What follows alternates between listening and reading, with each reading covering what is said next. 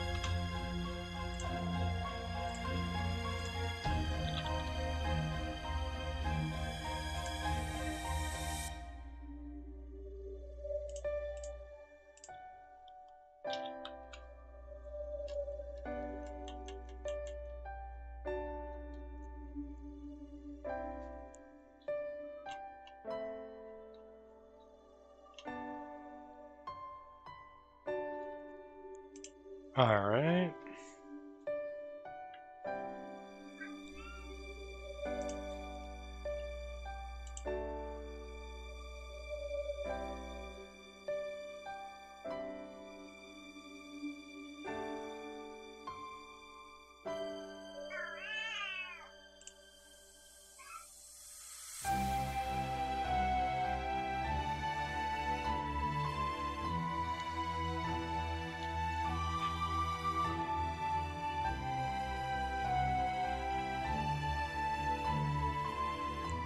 Alright.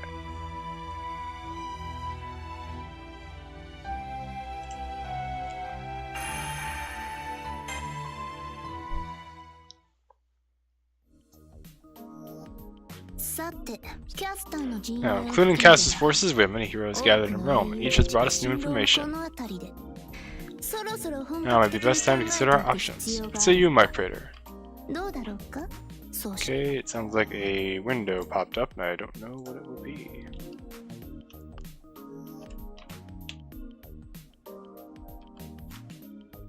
Oh, that.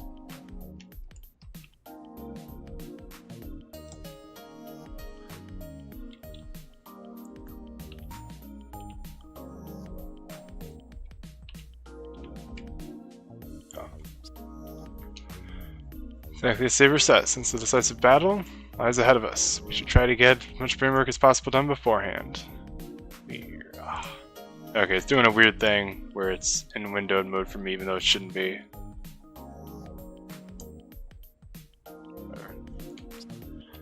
So the problem lies in how we're going to answer the biggest question of all. How exactly are we going to save Altera?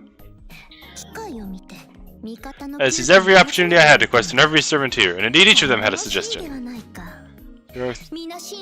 Honored. Oh, yeah, I think we did this one already. Yeah, we saw these, okay.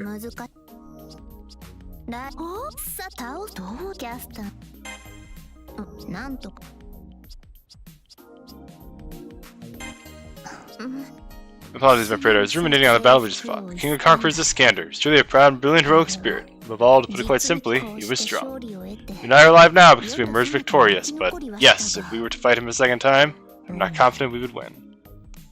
This Scander was a fearsome enemy, and at the same time, he was a hero, exactly as Saber says. He had the courage to do whatever it took to obtain his heart's desires, but was an adventurous spirit that made it hard to tear your eyes away from him. Even as we were fighting him, even as his enemy, I couldn't help but think that. Indeed, such is the sublime nature of a true hero. My exploits and bravery are nothing compared to those of a more authentic hero like the King of Conquerors or my divine ancestor Romulus. True, I did become irreplaceable the moment I took the throne of the Roman Emperor, but there is no way I could be as great as King Iskander. He subjugated much of the continent, made vassals of so many kings. It is said that he was even made a pharaoh. Even Gaius Julius Caesar, whom I admired Iskander in turn. Moreover, my uncle loved Iskander as well. So the person who was the uncle of the Roman Emperor Nero was my uncle Caligula. He was the brother of my mother, Agrippina, and the emperor 2 generations before me. He would often sit me on his knee when I was little, and regale me with tales of the heroes of old. He shared so many legends with me, the heroes of the Iliad, Heracles, Ulysses, Perseus. All legends he told, his passion burned most brightly for the great king Alexandros, for the tales of Iskander. As soon as I seemed to search for something in the distance, her thoughts are in a time long gone. Emperor Caligula. When I think of the third emperor of ancient Rome, I recall that he was famous for being more of a tyrant than Nero. They say he was a blood-soaked despot. The Emperor of Death who fell into madness. The greatest man in power at the time. He was temperamental and would steal lives away without a second thought. In the end, he was murdered in some internal plot. But the words that spill from Saber's lips seem to paint an entirely different picture from the bloody legend I know. Recall that Emperor Caligula was once considered an enlightened ruler and not a tyrant, when he first took the throne. For the first few years of his rule, he was known as the Shining Star of Rome. Yes, just like the Saber I know. Perhaps the Caligula in her memories is forever in the shape of the good and wise king she was most familiar with. To me, he was a genuinely kind uncle. There is no mistaking that. He always said that he did not necessarily strive to be like the heroes of legend, but at the very least, he wanted to be a good emperor to his people. He said that so often, and also, he told me to grow up into a paragon of nobility.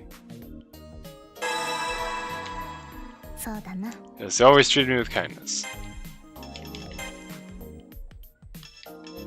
Stage 5.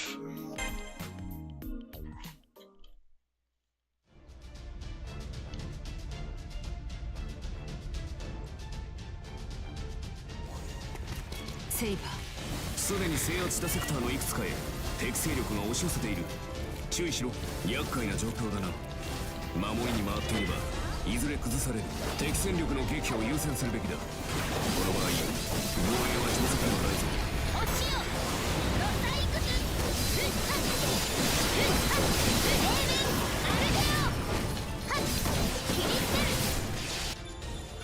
君臨するとはこう。 Gate of Babylon.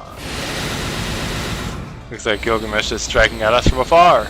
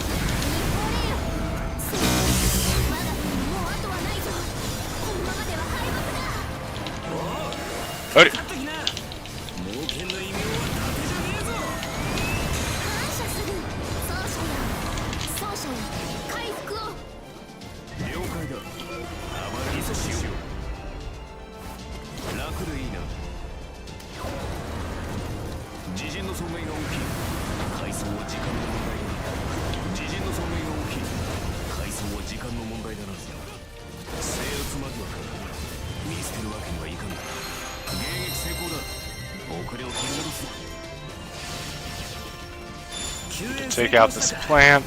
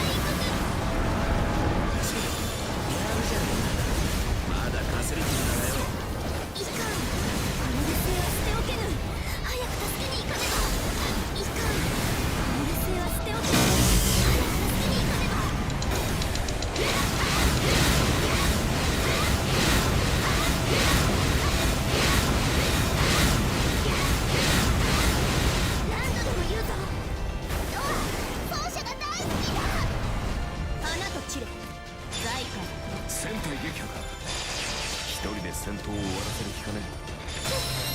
タイムマン、奏者よ、このエリアをそなたに捧げよう。いい成果を出したようだな。 Let's go after Gilgamesh. ギルガメッシュが被害を拡大させている。優先して奴を狙う。 I do have to actually get up for a minute. I'll be right back.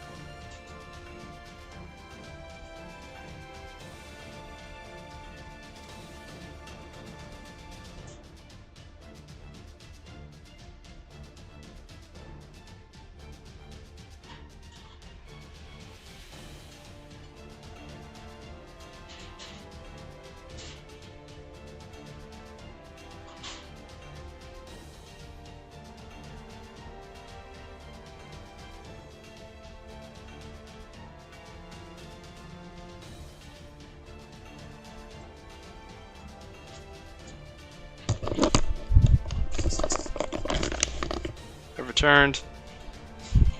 I'm making fish. I had to turn them over a little bit.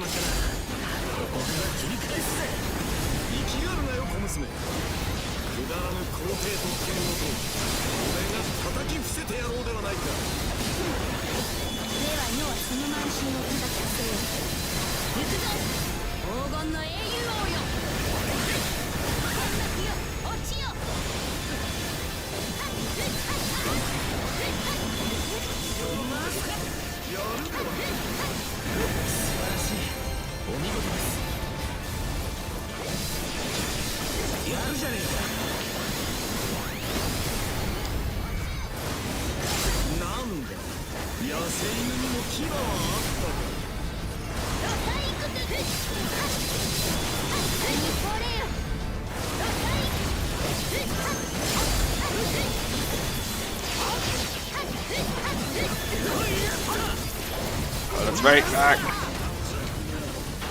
謝する、奏者よ。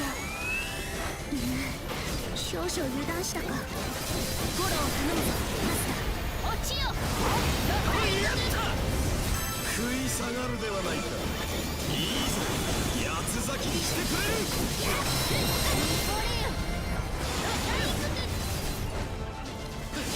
少しばかり猶予をやろう。一時の命、ありがたく思えよ。火星サンキュー、いい戦いぶりだったぜ。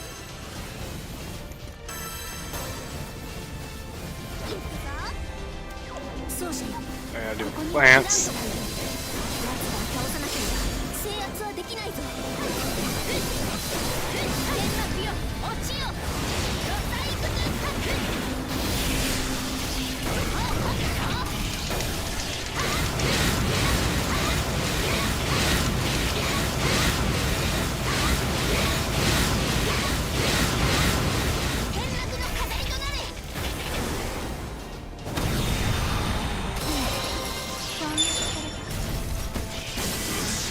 発生源を潰した。これで敵の進行が弱まるはずだ。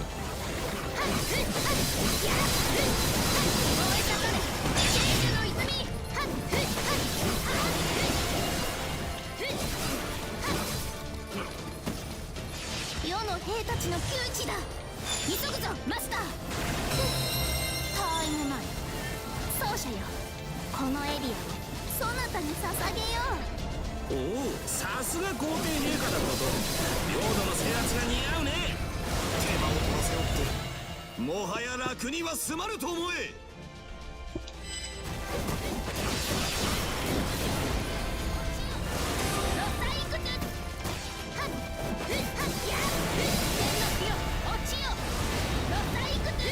Oh, Gilgamesh is back. Of course he is.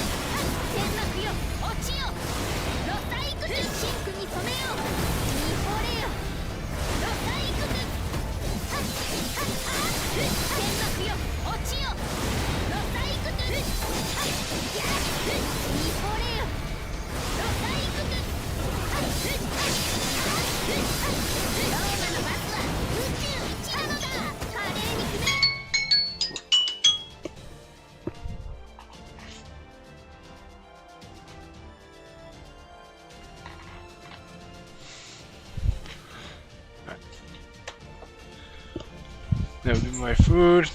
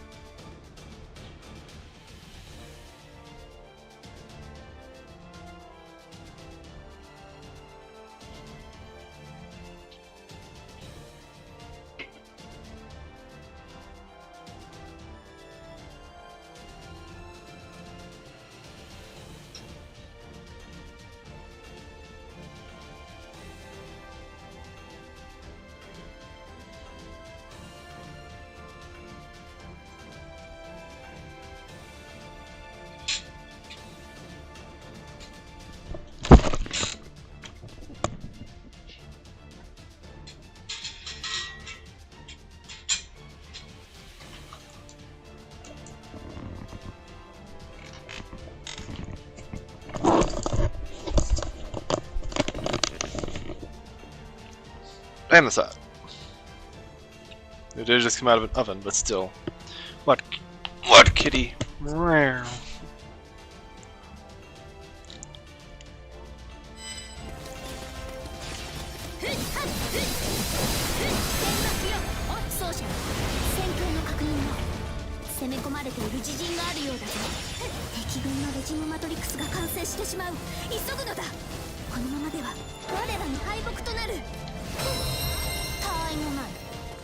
奏者よ、このエリアをそなたに捧げよう。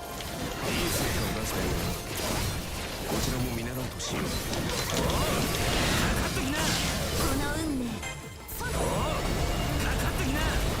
猛犬の異名は伊達じゃねえぞ。なんだ、野生犬にも牙はあったじゃね奏者よ、戦況の確認を。攻め込まれている自陣があるようだ。食い下がるではないか。いいぞ、八つ咲きにしてくれる。しつけえ野郎だな。長引いてきたじゃねえか。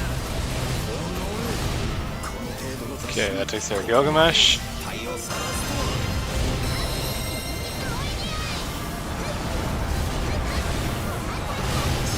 焦りすぎたか。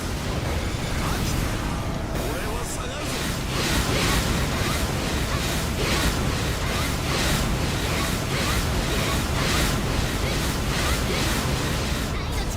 思い知ったか。花と散る財界いかん。花の杖は捨ておけぬ。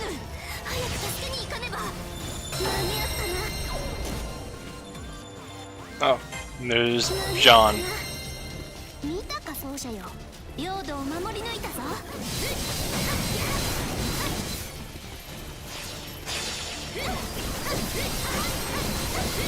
れ聖樹の泉。間に合ったようだな。今回のやつには働き者だけ。見惚れよ。オープンな開かな。あの先でおそらくアルテナが待ってる。ポータルへ急げ。このままアルテナの本陣を叩く。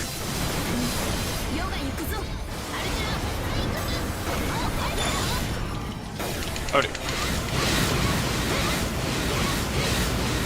何度でも言うぞ。ドア、奏者が大好きだ。あなたがローマの第5弾皇帝、私がお相手いたしましょう。肩書きはよ、今は互いに一人の戦士。女として貴様と競い合いたくなった。見惚れよ。こういう日はあるか。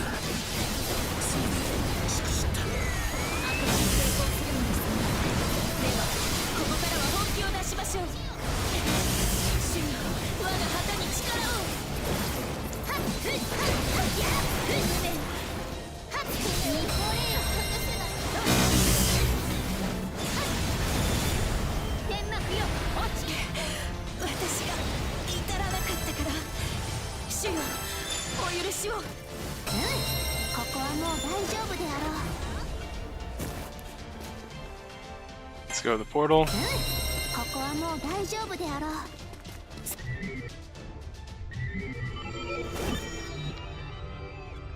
来たか。 So you've come, Saber. 当然来た。 Yes, of course I have. Cool-headed as ever, I see. Maiden in white stands before us. We finally come this far. The wish of my past self resonates in me more strongly than ever. She stands by her role as she prepares to take standing in Saber. Body's wish was to tear her away from that role, to stop the Umbral Star and to write her a new ending. And that both Saber and I share that same wish. We'll make it come true here and now. 私と正面から交われば壊れるだけだ。 You are doomed if you engage me face to face. If you want to stop me, your only chance of fighting retreat. And yet here you stand, unyielding. You still point your sword at me, knowing full well the difference in our power. You fight to avoid destruction, but you do not deny destruction itself. You even see the value of it. You are a strange, Red Saber. Who? What are you? I am myself. Even when I lived as a human, even as my story inspired a heroic spirit, even when I was summoned as a servant. Few can describe themselves clearly, but I shall make my best effort to indulge you, for you are a most worthy adversary. I am filled with arrogance and greed. I am a wicked monster who lusts for glory more than peace, and for luxury more than stability. I am lovesick for whirling flowers, lovesick for searing fire, and fascinated by the brilliance of the long-dead stars that litter the night sky. That is who I am, the tyrant who refused to change the way she lived, whose tyranny ran rampant through ire and condemnation. I am Nero Claudius. Nothing in this world is eternal, save the one thing I know to be everlasting. Bear witness to my soul. Know that not even the Umbral Star itself could ever change who I am. Eternal. You claim to be everlasting, do you? There is no such thing in the universe. Resign yourself to the truth. All is vanity. Your actions and existence have no meaning at all. Deny that truth, and I will force it upon you at once. After you hand over the remaining 2/3 of my prisoner, that is. I don't see my body, but I do feel a presence from within Altera's sparkling ring. Yes, we know where it is, at least. No, your words will not find their mark, Altera. I refuse to accept such a hideous sentiment. What's more, none of those words belong to you. You speak on behalf of the Umbral Star, and so they are not worth hearing. Of all the things that ever were and shall ever be, the thing I hate most is not destruction, but ugliness. So that is the basis for your judgment. You are unlike any heroic spirit I have known up to this point. You are the slightest bit interesting. Oh, interesting, you say. You project an indifferent facade, but it is clear that you conceal something deep within your heart. Altera, you seem like a reasonable person, so long as my words happen to intrigue you. A person, you say? You would call me a person? I, who only exist to hunt down and subjugate the enemy? I, who only exist as a vassal of destruction? Sometime, not too far in the distant past, I saw a dream of days spent in far-off grasslands. That was something we saw in the records. Memories from many centuries ago, when the life form created from the remnants of the White Titan spent her time as a human. The days she spent running through the grasslands as Altera, as Extella the Hun. The dream she dreamed while she was awake, the dream that played in front of her eyes as she spent those years unsleeping in the Zero Dark. Memories of the grasslands. I knew when the record first reached us, it must have been the same for Saber. Even though it wasn't part of the recorded image I saw in my dream the other day, I knew. I was human then. It was nothing more than an illusion. In the end, I am a monster. The Altera of the Grasslands is nothing but an ephemeral dream. No matter where I go, I am a monster. I will always be a threat to life and civilization alike. I will always be your enemy. And so be it, because my prisoner has accepted me for the monster that I am. So, humans and monsters, Earth and the Umbral Star, you and I will never come to an understanding. So that's what you have to say. But is that truly what you think? You truly think there is nothing you can do, even knowing that you and I have not attempted every recourse, challenged every possibility?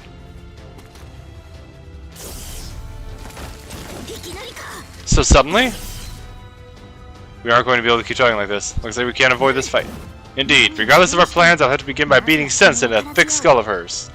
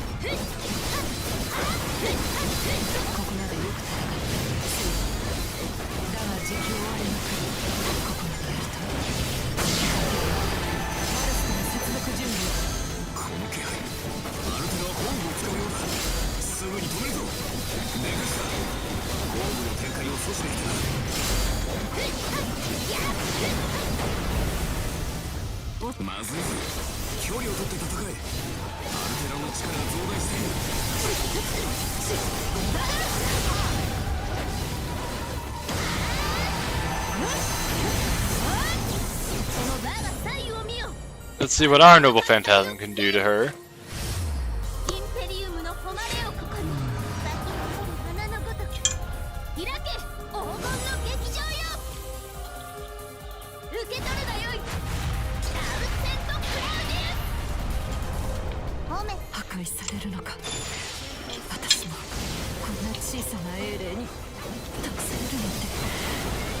Oh, she's not dead. There she goes.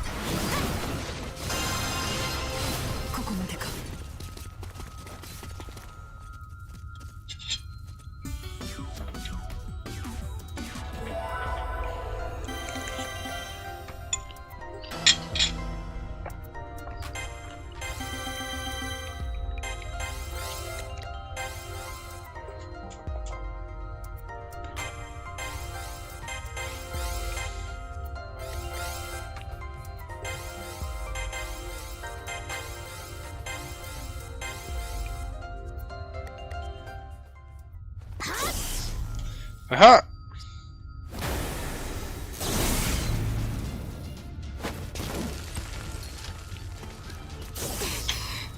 She hasn't weakened at all! フレアエフェクト Flare effect, connecting with Mars. 発信まで2秒 Following in 2 seconds. Mars, turn your rage upon me. Pierce the heavens with your tears, Red Star. Teardrop Photon Ray.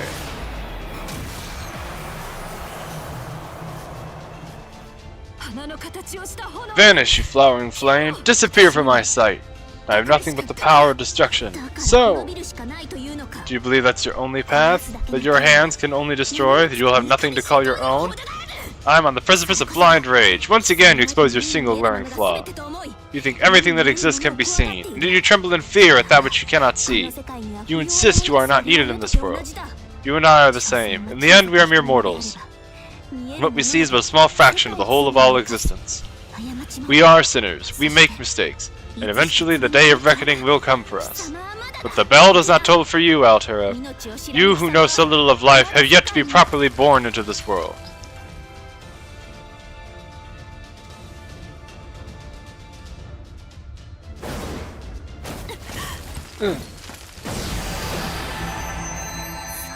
I could never lose to a babe like you. I say this as someone who once gave up on everything and sealed myself away from the world. Look well upon the flower that blooms amidst thunderous applause. Submit and drown in its fragrance. This is the scent of desire, of human life.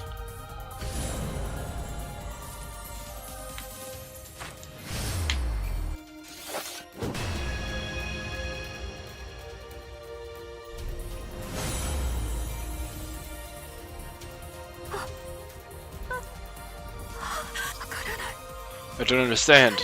I don't understand. Why? Why would you show me such beautiful things? Minwa is howling. The sound she makes is not one of fear. She is not trembling before an enemy she must defeat. She is in Saber's theater, where gold enshrouds everything the eye can see. She is fascinated, enraptured, both by the Estes Domus Aurea, and by the girl who hides this golden theater within her heart. Saber's Estes Domus Aurea isn't just beautiful. It's the culmination of her life as a servant. The Emperor may have lived a flamboyant life, but was betrayed by everyone she knew, and died a lonely death after all was said and done. Even despite that, she raises her head proudly as she sings. She proves that her life was wonderful, including the glory and decay, betrayal and destruction. Her song describes a life lived in beauty. I don't understand. How could you? The contents of Saber's heart rain down upon Altera. She understands the strength of Saber's noble phantasm, that it is more than a beautiful spectacle, that every atom of its existence is saturated with love and applause for all who live in the moment, that it is possible for us to understand one another, that even if she is a monster, it's worth taking her hand.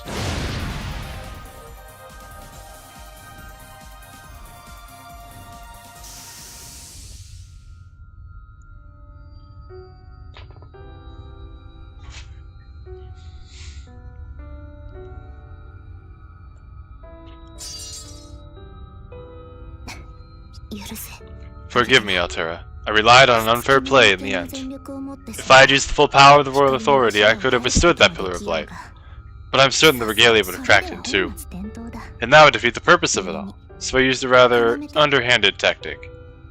Yes, it was a method Saber wouldn't normally have at her disposal. When it was swallowed up by the pillar of light, wasn't Saber herself, but a fake cyber frame identical to her. It was bait made with the regalia's functions and the majority of Castor's mana. In short, it was a sneak attack using a body double.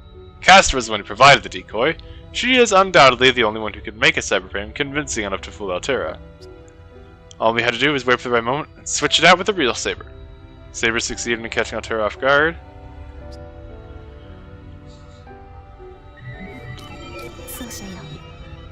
I pray that must have been such a burden on you. You brilliantly manipulated that fake cyberframe. What are you doing? You have not destroyed me yet. I can still fight. I can still destroy you. So why do you cast aside your sword? So that we can speak, of course. But truly, what is it that you wish to do? What do you fear, and what do you long for? Saber's laying both her sword and her life on the line. We didn't plan this part beforehand, but I'm not surprised by her actions. Just like Saber to do something like this. That's why I'm standing here as well. If Altera intended to continue fighting, She could defeat Saber without breaking much of a sweat. I'm not about to let her die alone. I want to ask her too. I want to ask the maiden in white why she's given up on everything. Something restless stirs within you. That is why you cannot ignore my words. That is why I cannot cut you down. Answer me. What do you long for? And at the same time, what dreams have you abandoned? Saber is asking her what is precious to her, what she fears, what she wants. I would like you to tell me. Otherwise, neither my praetor nor I will know. Perhaps you are not human. Perhaps you are a monster, as you say. But here in this place, you speak human words. We are able to understand one another. If so, then you and I are the same, Altair. In this world, there are monsters who take human form. There are also monsters who freely display their true nature. But surely you are different. Why? Why do you don't... I don't know you at all, and there's no way you could know me. But even so, why do you insist on trying to reach me?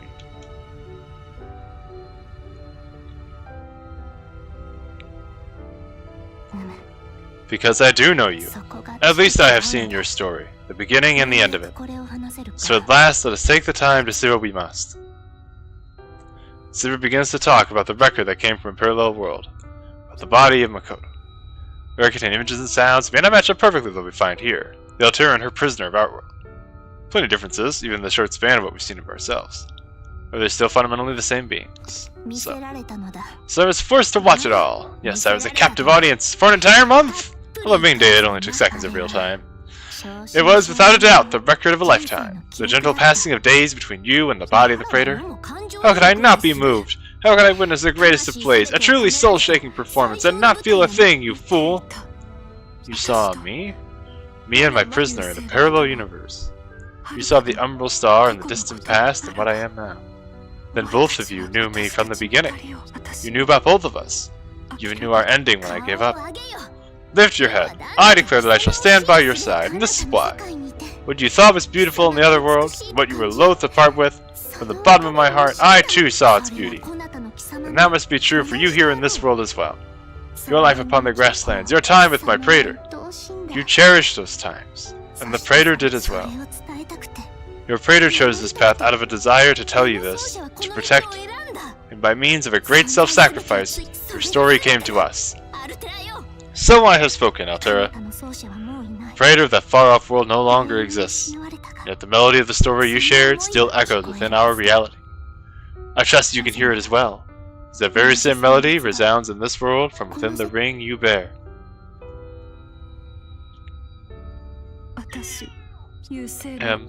The vassal, the vanguard of the Umbral Star, the embodiment of destruction, a killing machine. Instead of that, right now, I want to be with my master. I want to be with the master who thinks of me. I don't want to lose her. I want us to live in this world. I want for the two of us to feel the winds of those grasslands, someday.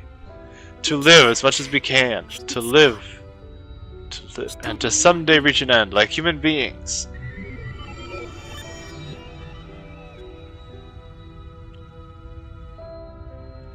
Well, he finally said the words I was waiting to hear, Altera. I'm nervous about how this is going to turn out, but you know what we have to do now, right? Vi looks a little embarrassed, but still extends her hand to Altera. What she said the other day came to mind. Nothing would change then. That alone isn't enough to write Altera a new ending. That's the thing. We couldn't change her ending if Altera didn't want to save herself. Even if she didn't want to try to fulfill her dreams. Yes, there's no mistaking it. Your hopes, your dreams, I know them all. You are the maiden whom I claimed as my rival in the other world. I would grant your wish this time. There is no reason to fear the malevolence of the Umbral Star. My praetor and I shall use the regalia to save you. What is it? What is this all of a sudden? Ankle? I see no tiny foes around my feet. Thank you. Could that be someone's name? Could be a new servant of the Umbral Star. Okay, I can almost buy that much of a misunderstanding. Come on, Saber, you know what you're trying to say. What is it, my praetor? Your face seems to say this is no time to jest, but I have made no jests here. Thank you, Saber. I would like to express my gratitude. I know now that there is someone who understands us. Even that is enough for us. So, thank you. How adorable! Never imagined you were capable of such cuteness. Doing me feel this way simply by thanking me. My praetor, never in my life have I wished for any brothers or sisters, but I am beginning to think that having a little sister would be most agreeable. Saber, I understand how you feel, but we have things we need to do first, right? Yes, I am aware. After all, I'm only as good as my word. I still stand by that word, and I intend to save you both. In order to do that, I believe it will require the Sword of Mars. I know how precious your noble phantasm is to you, but might you lend it to me?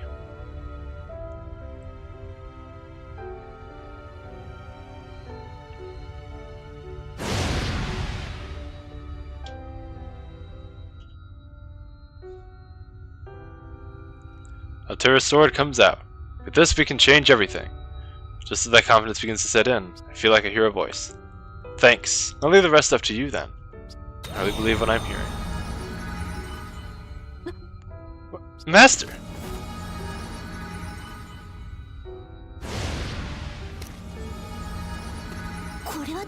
What's going on? Why is your praetor starting to disappear? Saber's surprise is understandable. I don't understand what's going on either.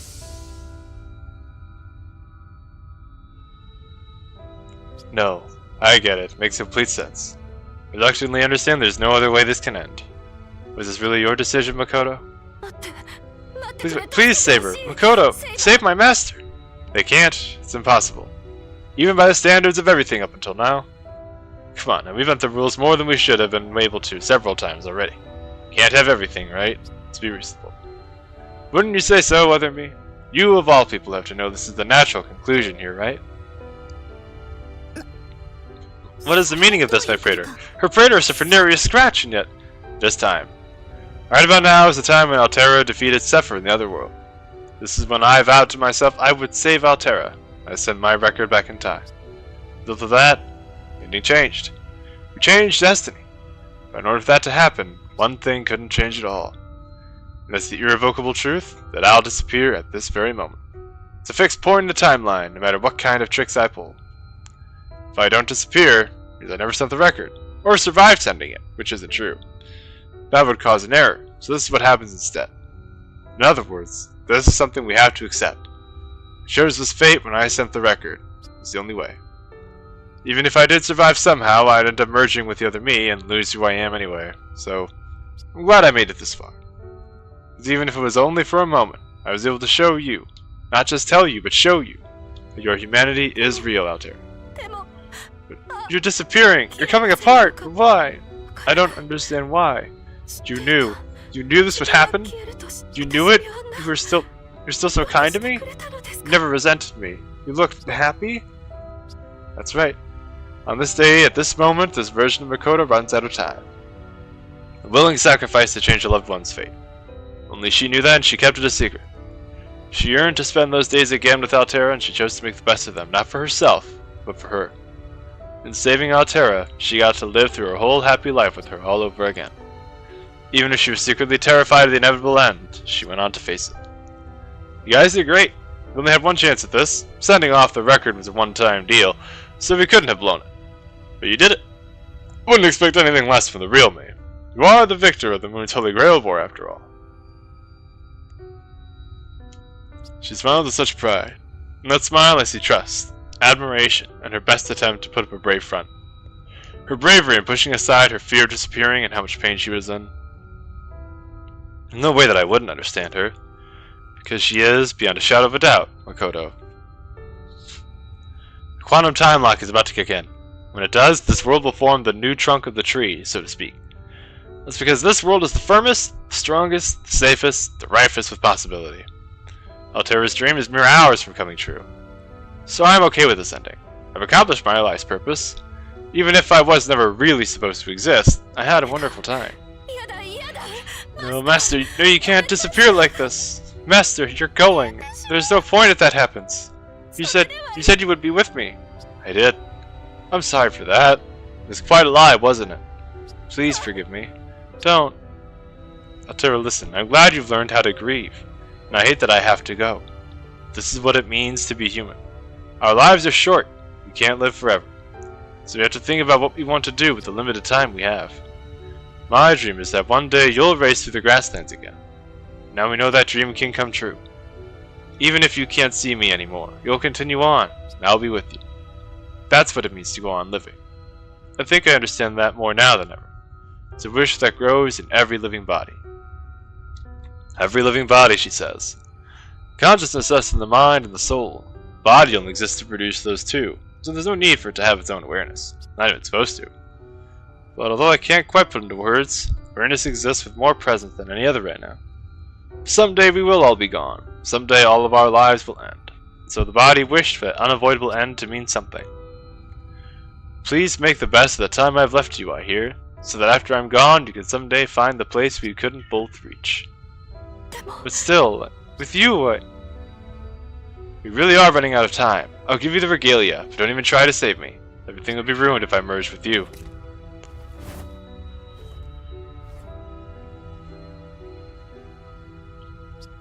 I know. Now that the mind and soul are united, my temporary spirit trance is stabilized, even without the body. Probably even possible to make a new body and merge with that. It's that there can't be two of the same existence. The complete Makoto cannot be created until the woman in front of us disappears from this world. You fool! And what was the meaning of it all? What was the point of everything we did? I know well your determination, and I know your final dream. That's why I took out my sword. I prayed her. No, the Makoto who stands alone. I longed to see your dream because I was so dazzled by its brightness.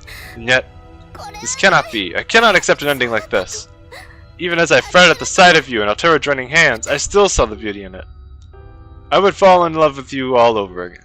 I don't have any memories of you, Saber, but I'm a little jealous of myself. Yes, I share your sentiment. This heroic spirit swayed us with her swords and her words. She is fearsome indeed. Don't move, my prisoner. I won't let you have the last word. Here at the very end, I will have my fill of complaints. Really want to go out on that note? Of course. What can I do but complain about a master who goes off and does this sort of thing alone? So I'm going to say it clearly. I'm going to say it. Yes, my days with you were truly enjoyable. To be together with someone, to be by someone's side, it was incredible. There are so many other things I want to say, but this is no time. I'm happy that it was you who I met. You said that to live was to continue on. The true meaning of life lies in moving forward. I will live by those words as well.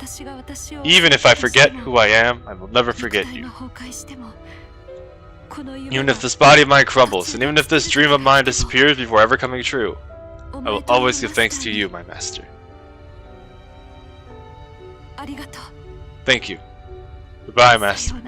I wish you a great journey. Yes. Thank you, Altera. Well then, time to finish saving you.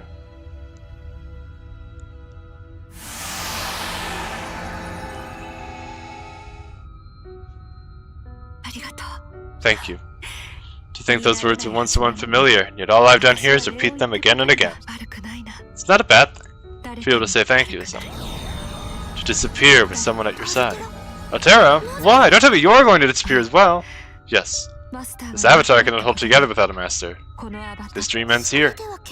In the end, my praetor and I... No, you're wrong. You saved both of us. I'll simply return to my mainframe. I'll remember this day, and I'll find a way out of that cavern. First, I want to tell you both something. Thank you. Did I say that correctly? Altera, no, you cannot disappear yet. It would be unforgivable. Unforgivable. Thanks to you that I'm not as scared of this as I was before. For you two to be at my side, even in the moment I crumble away, I'm lucky not to be alone. And also, I felt it, Saber. When you said you would save me, I experienced something for the first time. In that moment, the fear that consumed me, the anxiety, I was able to forget it all, if just for a moment.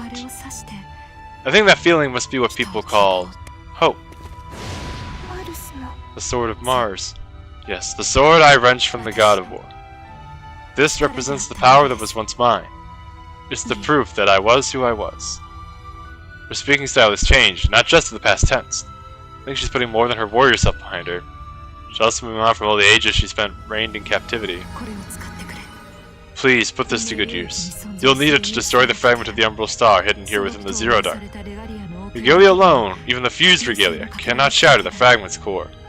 With the sword that houses both the power of the War God and the Umbral Star itself, I'm sure you can destroy the remaining Umbral forces on Seraph. And as the Titan, I will do all I can to lend you my power. So don't worry. If you two won against me, then surely...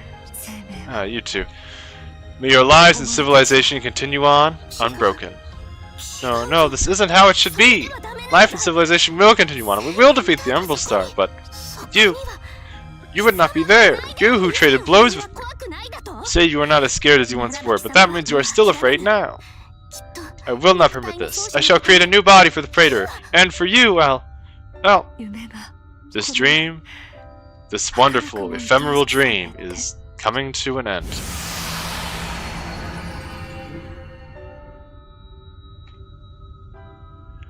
The white flower disappears. The temporary cyber frame crumbles away, returning to the Titan. Scarlet Flame, the hand of the Emperor of Roses, cannot reach her. I couldn't hear most of her final words, and so I know what she said. It comes so close to what I heard in the record. It was a wonderful dream.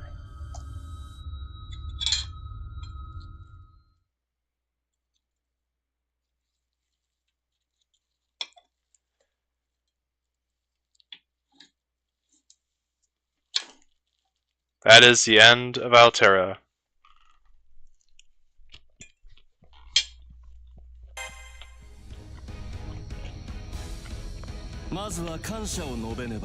First of all, I should thank you. It was a wonderful ending. This must be what people mean when they say a burden's been lifted.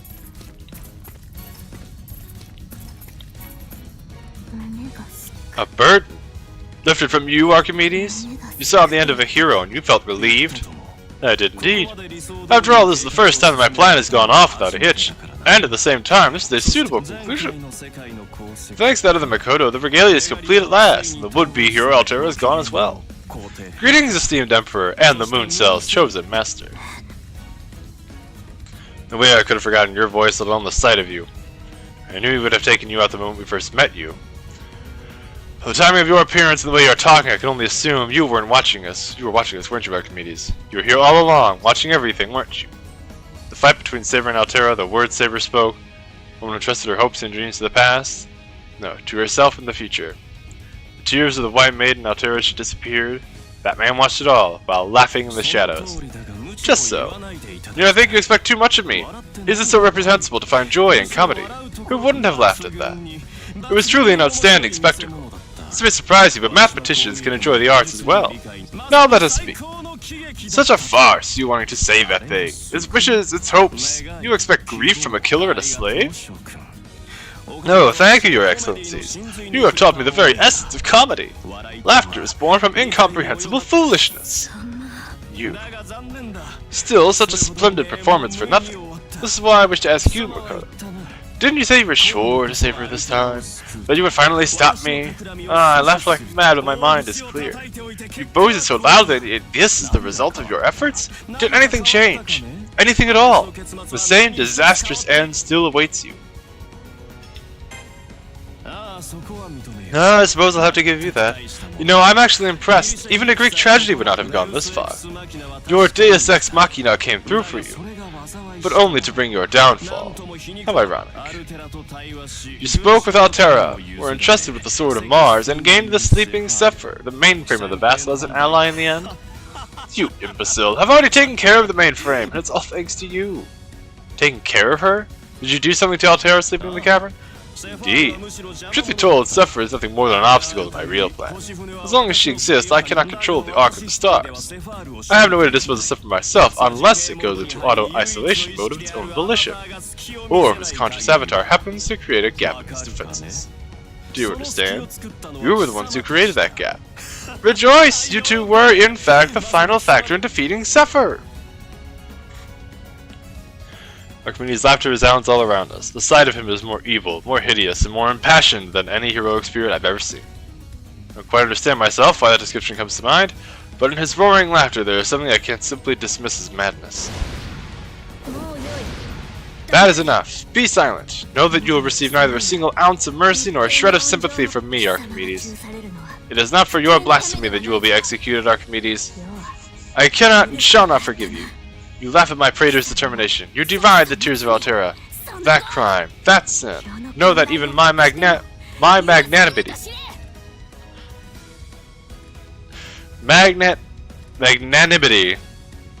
Know that even my magnanimity will not allow it. Okay, that's a word. It is a word. I've had enough comedy for one day, my dear incompetent Emperor. You don't think you can defeat me here, do you? Of course, I will defeat you, and ere long the fragment of the Emerald Star as well. Ere long, you say. Despite your attitude, I sense a certain lack of confidence. Well, there's no reason to hold back. Here and now, I will finish everything. Look, here is what you've been waiting for. Didn't I tell you that destruction was unavoidable? Thanks to your hard work, the fragment of the Umbral Star, the Arc of the Stars, is fully under my control. Behold the comet from the dark depths of the universe, the Harvest Star that consumes all civilization, the aggregation of the Void Cells. Velber!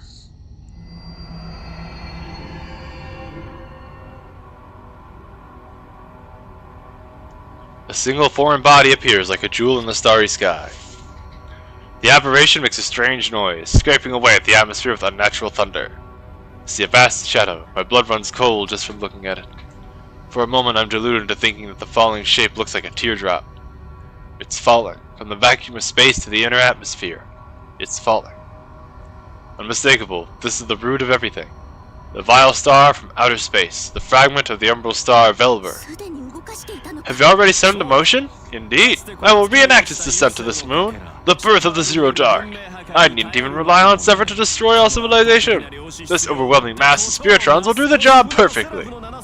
The Arc of the Stars will tear through all 7 layers of Seraph, corrupt the moon cell core, and become one with it. With that, it'll all be over. In the end, the regalia was nothing but a backup plan. I now possess a more efficient method to recreate the glory of 14,000 years past. The merged regalia is screaming, without voice, with a rush of information. It's warning me about the imminent emergency, impending danger, damage expected, certain death. Even Archimedes screams with the certainty of his victory. The Arc of the Stars crashes into the surface of the moon at that speed, that angle, and so will be completely corrupted within 2,800 seconds. That's the time frame during which the quantum time lock would happen. All the functions of the moon cell will be overwritten. And that truth would be set as the basis for all other worlds to come. What would happen then? The jamming signal would disappear, and the main body of the Umbral Star would find the moon. After its interminable journey, the Umbral Star is ready to finish it all. The moon, Earth, and everything in between. Not yet! My Praetor, infuse my sword with your strength! Archimedes is controlling the Arc of the Stars. If we defeat him, we can turn it aside. She said to continue on, to remain unbroken. That is what Altera said to me. May have gone back on my word once, but I, Nero Claudius, will never break a vow to her again. Flowers of our civilization will not wither here. The fire of our lives will not be extinguished here. Archimedes, great scholar though you may be, my Praetor and I will thwart your plot here and now.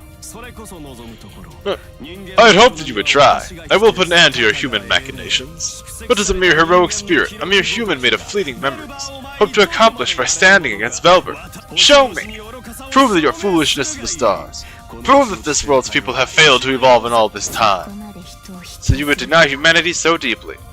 My soul is the source of fire itself. It is a smoldering flower, the very stem of splendor and prosperity.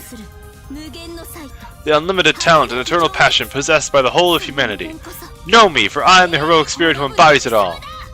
You are the one who shall be destroyed, Archimedes.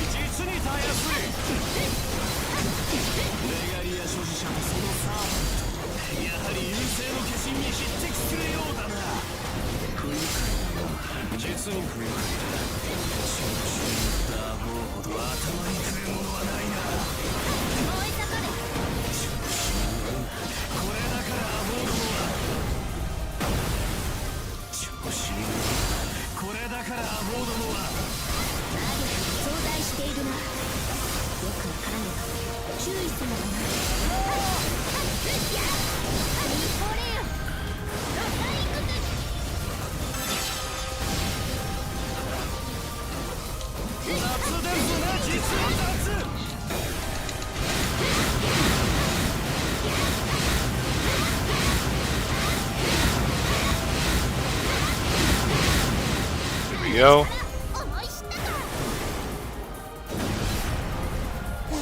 And down he goes.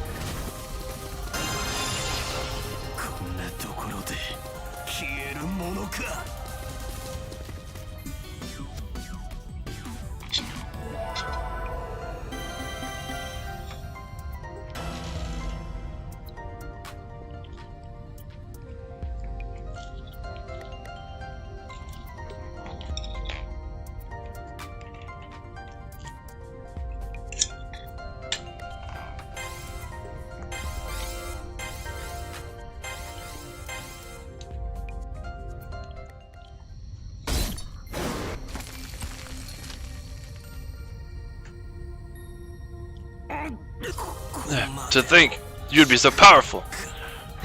What is this Nero Claudius? Makoto! What are you two? You combine power of the royal authority? How could that alone grant you so much strength? I hold the answer to all things. I know how much mana you have, the value of your spirit core. My knowledge is perfect, complete, an unbroken circle. Accurate and precise to the last detail. I pulled exactly enough energy from the Umbral Star to destroy you. Put it into my noble phantasm. And yet... Scholar, I know exactly how to describe the type of man you are. You are nothing more than an armchair theorist. What did you call me? You heard me. My talents are unlimited. There is no end to my passion. It shines with brilliance everlasting. This is the power of a mere heroic spirit. The power of the spiral of life, the unbroken chain of memories. You underestimated us, Archimedes. You say this power can stop me? No, that only pertains to this universe. And the Umbral Star is even greater than the law of the stars. You have not yet won. Do not rush to conclusions, tyrant of roses. Look to the sky, know that you have accomplished nothing. It still continues to fall! My praetor, could we use the regalia to take control of the Ark? I've been trying, but I can't. Though I can access it from the outside, its internal schematics are too different from the moon cell, from the Earth's body of knowledge. Can't even alter its trajectory without analyzing the systems first, and the regalia estimates that analysis would take 10 years. Really slow as something all. With or without Archimedes in the picture, it's still racing toward us. Its sole purpose to devour the moon and the Earth. We must stop it. We must, but to stop it now we have to destroy it entirely. But is that even possible? I'm talking about a hyperlight spaceship made of unknown alien tech.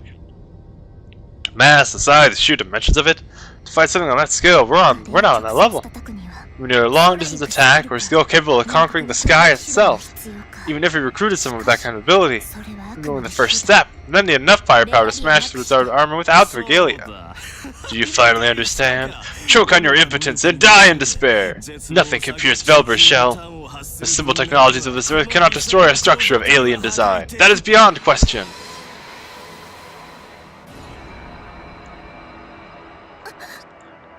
I can't see anything. The atmosphere ripped apart by the arc of the stars shoots forth a magnetic storm, covers the surface of Seraph like a tsunami. It also acts as a jamming signal. It doesn't prevent me from seeing anything, but steals away my senses as well. In the middle of it all, his ringing laughter echoes in my ears.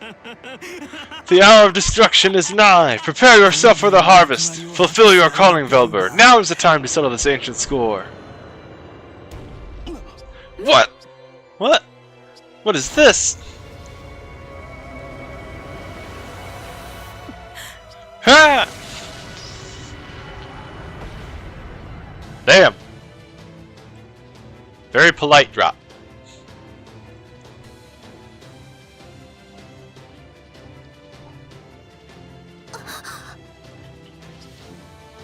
A giant goddess. A flash of white rushes through my heart.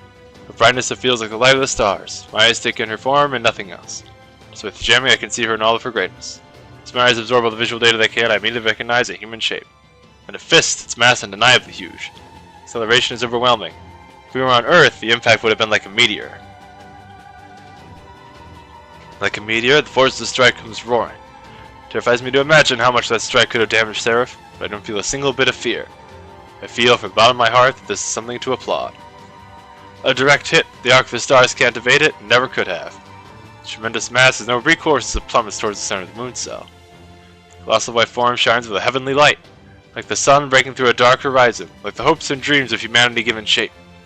A single stroke of hope puts an end to 14,000 years of destruction, subjugation, and solitude. No, you're... Altera, not Zephyr the White Titan. What?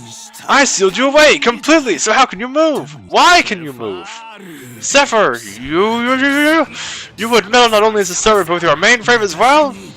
You would rebel against me, against the Umbral Star? You were made from the Ark. It gave birth to what you are. But how? How did you escape my anti-fortress binding noble phantasm?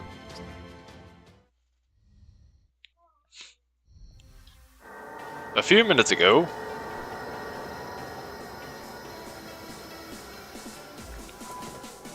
Of course.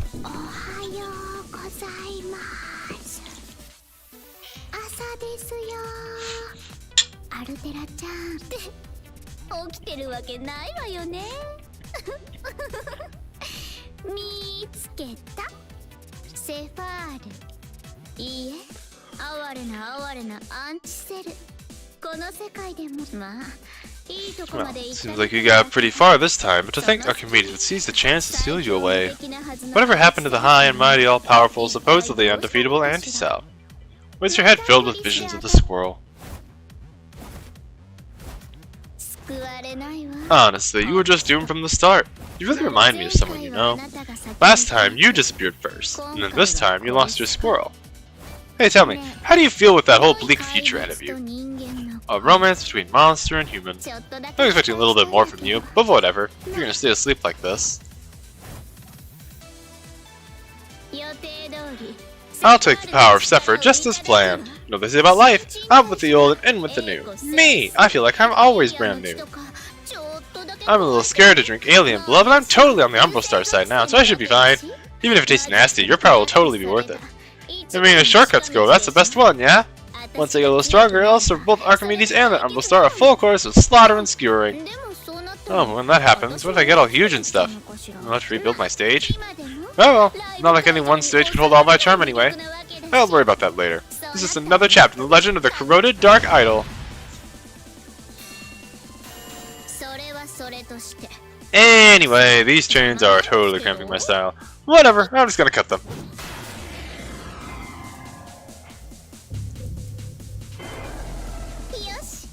Good, now I have full access to her body. All I have to do is suck her blood and make her my slave. Or should I bite her? I mean, she's so huge, her neck looks super tough. Her chest may be totally flat, but it looks rock solid. Maybe I should try the upper arm. Maybe I'll just slit her wrist and have a little taste from there. Huh? Why is it all dark? Oh gosh, she's totally glaring at me, isn't she? Did she just grab me? I suppose I should begin by thanking you, Elizabeth. I owe you at least that small courtesy. Well, like getting punked.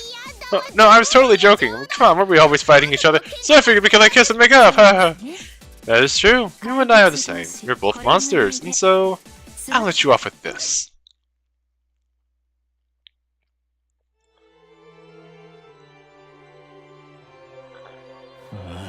That vulgar, low-class servant! I must understand. I must calculate the... No, it's impossible. I cannot comprehend this. How in the world did this happen?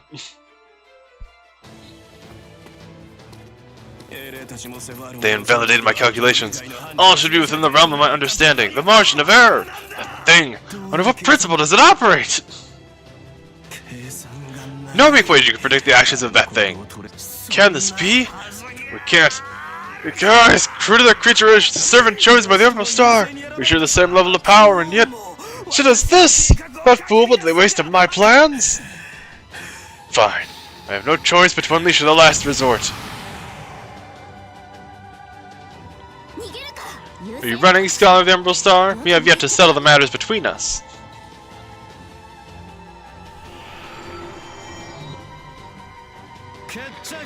I will finish this. Pardon me. Correction. I will finish everything.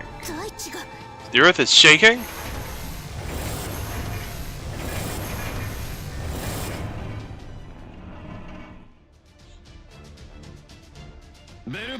I have confirmed the system reboot of Velber 2.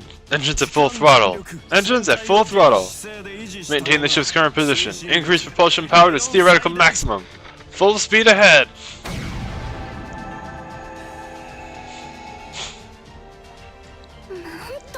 How far will he go to achieve his ambitions? Does he intend to drop this entire territory into the core? All the shock shake this entire area of my body with it. The feeling of falling grows so strong I can feel it even though I'm stored in the ring. Regalia sounds even more emergency alarms in my head. The moon cell itself is screaming. Every second grows more and more desperate. Upon engulfing Archimedes, the Ark starts carrying out the absolute worst case scenario for the moon cell automaton. Archimedes didn't plan to drop just a fragment of the Umbral Star into the moon. He intends to drop the entire Zero Dark. So the sky shoots past us. The sea of stars gets more distant with every passing second. The entire field we're standing on has started crashing downwards. This is more than an attack, this is a suicide mission. Looks like Archimedes was backed so far into a corner that he finally decided to break himself along with the moon, taking out the lives and civilizations on the Earth's surface while he was at it. He'll probably succeed, unless someone stops this supermass moving well beyond terminal velocity. Altera, you have my thanks for delivering the decisive blow. See that while we were fighting Archimedes, you were fighting as well. You deliver such a brilliant strike to the being that once bound you, I witness firsthand your determination, your will. You are at this moment undoubtedly the most heroic of all. You should rest here. My praetor and I will close the curtain on the final act. I already possess the means to this end. The power I now wield is not my own. It is newly born, yet older than antiquity. Sea of stars, open your eyes and behold.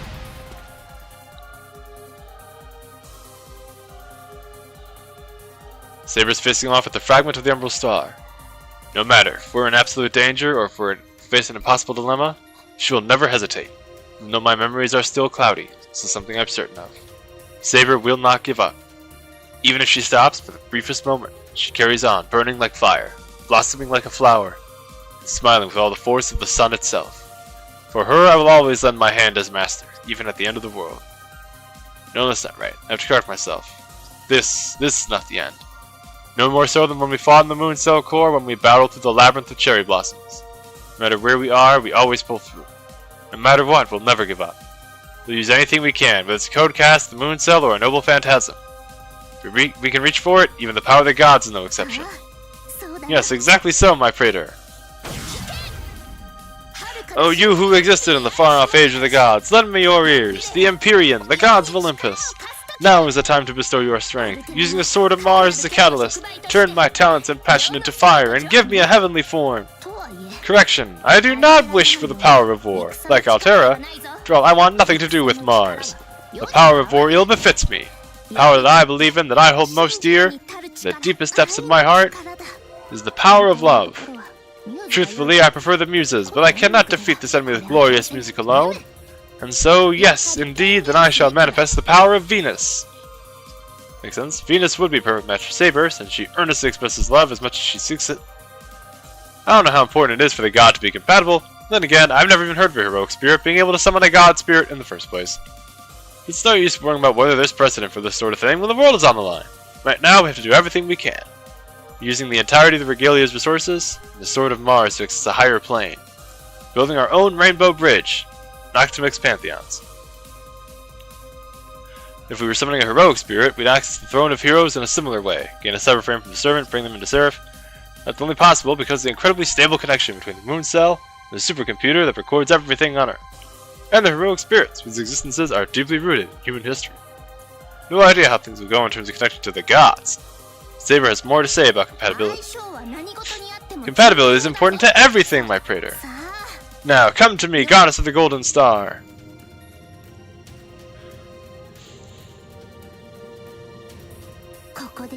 I will allow you to lend me your power here. Now is the time to unleash the vengeance you have desired for 14 millennia.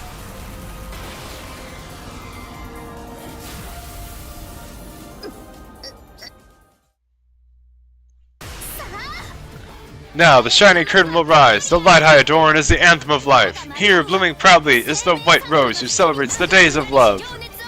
I bring the magnum opus of my passion. I bring the helm of Venus to dance upon the stage of the stars. In this form I take, I shall transcend my class, and so... My god! Saber Venus, the miraculous heroic knight, I am she who races across the skies. Saber Venus, putting the speeding stars at her back, my saber appears before me as never before. I don't know what kind of goddess Venus is, even if there is a basis for her existence. I have no idea what her actual exploits were, or what shape she took. The saber, clad in that platinum armor, truly shines like a goddess. I'm actually at a loss for words. Why do you look so troubled, my praetor? This form proves the strength of our unity to the moon, the gods, and the Umbral Star alike. What could possibly trouble you? Come, give me your honest appraisal. The sight of her really is too much. Better time than ever to be inside the ring, or a level beyond enthralled or even entranced. What do you mean? Her armor, her wings, to see her with any part of this outfit would have been stunning. I imagine it would be such a loss to see Saber adorned with all of it at once. I understand now, for the first time, how deadly a weapon beauty can be. Using the full extent of my power through the Regalia to do something as ridiculous as manifest a god spirit in this world, but I have no regrets. If it's to keep this form in this world, I can run my magic circuits at full power forever. Yes, you said all that aloud. Really? All of it? Can I handle the heat that burns within my cheeks when you praise me in such a manner? Hold yourself back for now. Although, wait, truly asking you to refrain from praising me? What should I do, my praetor? Later. Yes, there will be no problem to continue this later. After this battle, I urge you to sing my praises to your heart's content. Now that I take a moment to observe you in full arc of the stars, your presence is indeed imposing. A malevolent force who would crush moons and consume stars. He devours life and civilization alike. Perhaps we should cower before you. But I know that at times like this, the heroes of myth and legend, they fill themselves with courage, bravely striding into the den of monstrous beasts who would harm all that they love. Now, let us push ever forward, my praetor. Final chapter! Complete with Saber's new Venus form. It's possible to break the outer armor and lead a destroyer from within. It's a path that leads inside. I see it open after the last attack. Hurry, get inside!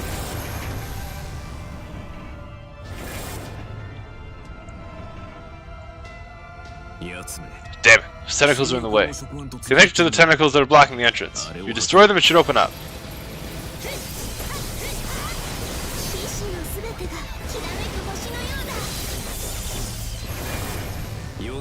This is funny.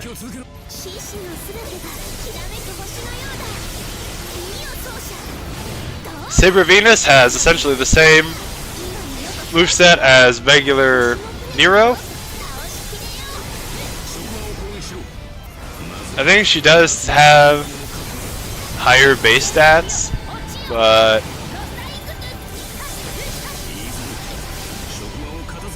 not really too much different about her.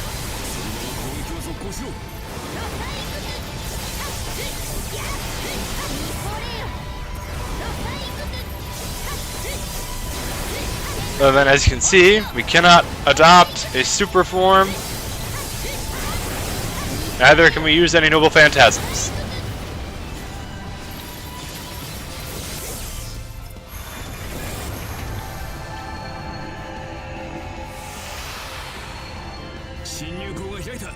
Go, destroy from the inside.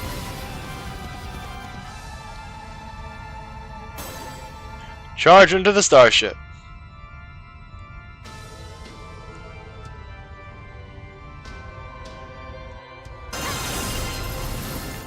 And we're playing Star Fox.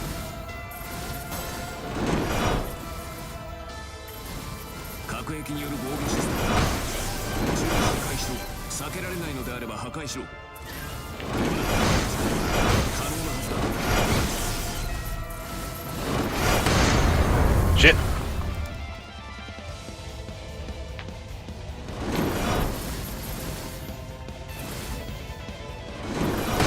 Ah.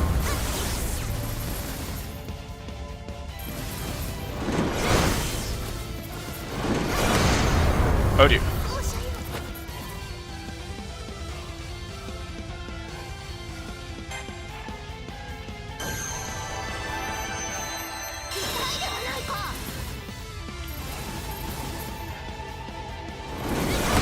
Fuck. My timing is awful on that.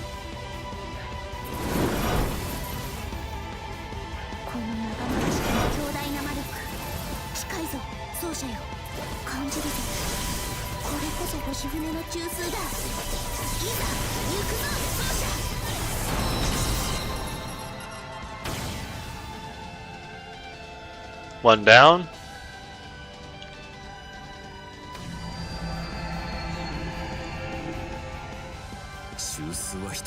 More than one core? Destroy the second one, Saber.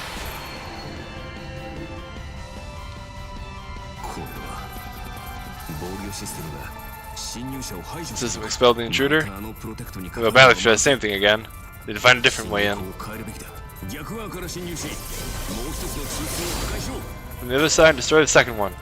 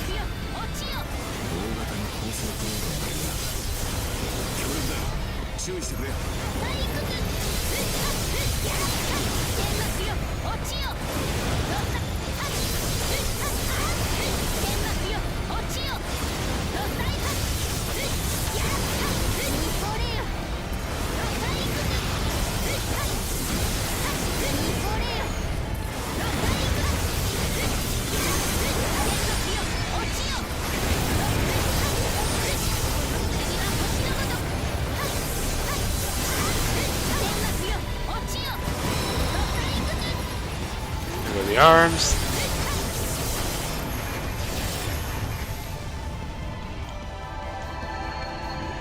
It's a new way forward. 見事だこの見事だ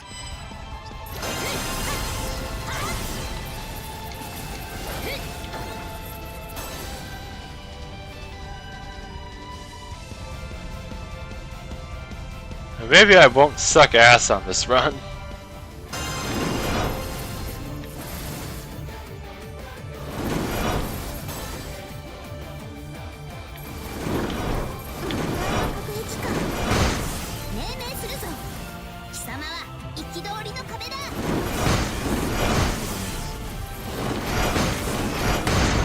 Ow.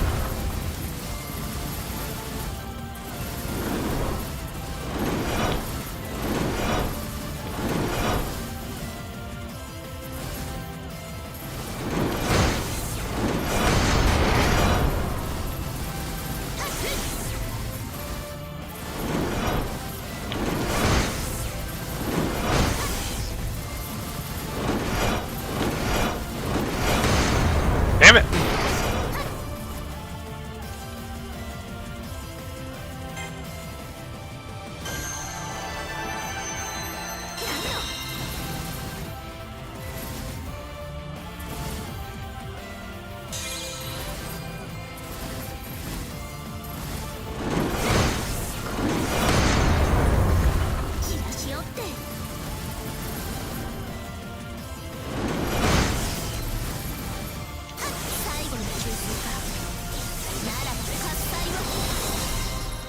Oh.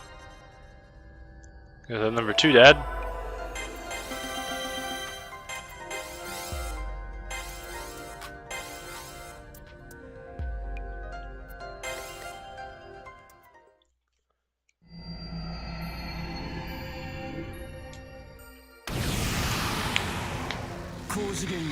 A converter is a mana from a higher plane! With the matrix computing function, the arc is on the same level as the moon cell. Analysis complete. Shield set for complete multi-dimensional defense. Even if this is your ultimate play, I will completely deflect it. Let loose your attack. I will obliterate your hope along with your arrogance, Saber Venus. Don't make me laugh. It is you who will be obliterated, scholar. To continue to evolve in the face of the unchanging, that is what love is. If you believe you can analyze it, then do your very best. Burn this sight into your very eyes. Do not forget this, even as you rot in the darkest depths of the universe. The victory of our Earth, the culmination of all our hopes and dreams throughout the ages.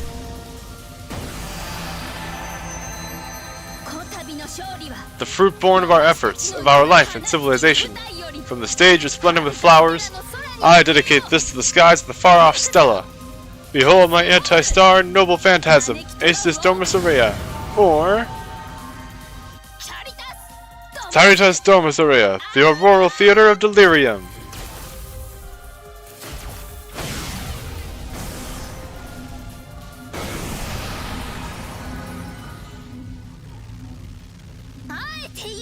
Hear well my decree. I am the Emperor of the Raining Blades. Oh, hey, come on now. Connection must have cut out. This is getting good. Look how you feel, but don't complain, Kuhulan. Looks as though our liege has fulfilled her duty. This, you have done it, my sovereign. I'm proud of you as my... No, it's the one who guided Leo's journey. I've confirmed the enemy has gone silent. Not only has it ceased movement, but its cyberframe is starting to disappear as well. It's not just the enemy. Looks like all the Zero Dark is coming to a stop. You've even gathered the gods on your side. I'm impressed, Emperor.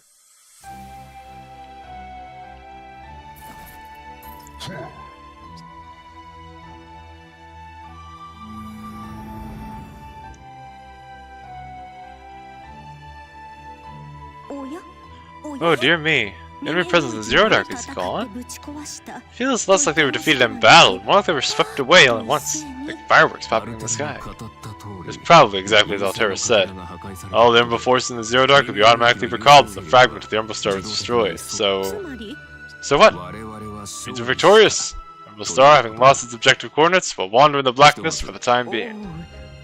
Oh, heavens me. So that means Miss Saber has destroyed the thing after all.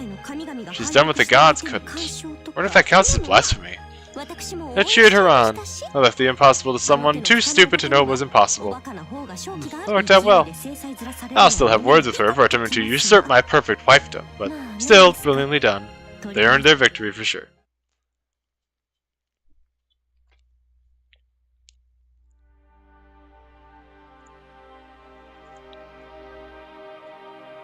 The final light that shot forth from Saber Venus utterly destroyed the Ark of the Stars from the inside. Its obliteration is total. There is no trace of its walls or tentacles. All of it is gone. Even if it had some sort of automatic reconstruction feature, it would be impossible for it to regenerate now. Although the Zero Dark still exists, the only reason the Moon Cell had originally kept this area around was to stop the Ark from interfering with anything. It will be long now until the entire area is deleted. The Umbral Stars territory, Altera's prison for all those years, this place is no longer of use to anyone, not even the Moon Cell or Seraph. It's only right that it fades away. Look well, Altera, this battle has ended. We are the victors, in truth and in totality. A victory for love, for us, and for you as well. All thanks to this very sword. By this sword, by your generosity, we struck the enemy down.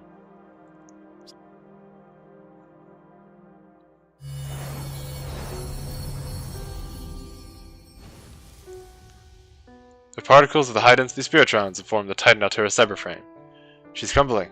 This is the exact scene we saw on the record. The Titan continues to fall. Everything that formed the person she was. Her mind, body, and soul. Everything that tied her to Seraph is disappearing. She's crumbling. It's as if tears are raining down. Not the tears of the great goddess who saved the world, but the tears of the heavens, shed by the stars that watch over us. They pour upon us endlessly. No one could stop these tears from falling. Cyberframe, having lost the mana needed to live, falls to the Zero Dark as a deluge of inorganic mass. And then, bit by bit, it disappears. All while sparkling with the ephemeral, glowing light of the Spiritrons. I know why this is happening.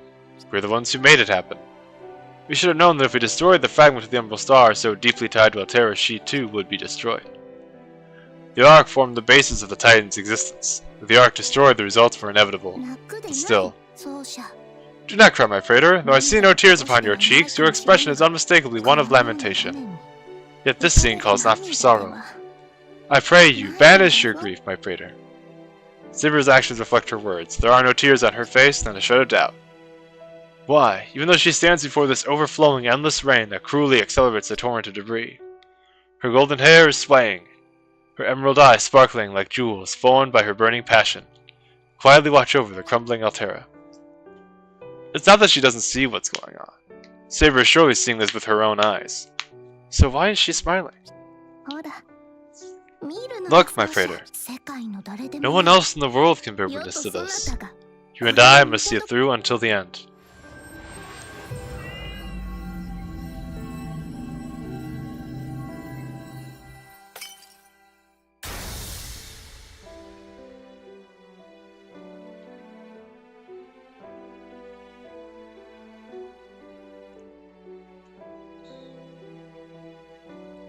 Through the cracks in the core of the cyberframe, I see a little girl. She's dressed in white from head to toe. Her eyelids part just a little, revealing eyes that burn as red as the stars. It's Altera, there's no mistaking it. There she is, younger than before, but lying right there. The Titan continues to fall into ruin around us, and yet, for a moment, I can barely comprehend it. All I can do is look back at Saber. And finally, I get it. I get why Saber was smiling all this time.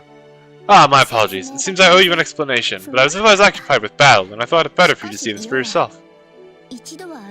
I once broke my promise to Altera. I was unable to save the body of the Praetor, so I swore that I would not make the same mistake twice.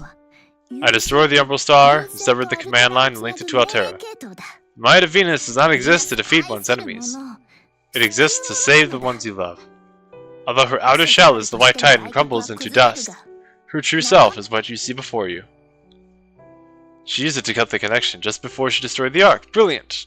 To think that she had been able to adjust for something so small while emanating such an overwhelming, unprecedented level of dimensional magic. Why did you not tell me about any of that? そなたは Well, you see, at the time you were using the entirety of your magical circuits and nerves to keep the power of Venus and Seraph. 別にして Not that I wished to surprise you or that I wanted to keep it a secret, nor did I withhold it out of caution in case it failed to work. It's merely that both you and I were so preoccupied with what was in front of us that I lacked the wherewithal to tell you. Sorry. Oh no, I didn't mean to blame you or anything. I just never thought we'd see her again. Yet here we are, all three of us. The girl in white opens her eyes all the way. They sparkle like rubies. I can see Saber and myself reflected in them. Her eyes are kind as well as beautiful. And my master? Is this a dream? No, you have awakened from your dream. This is the world in which you are meant to live.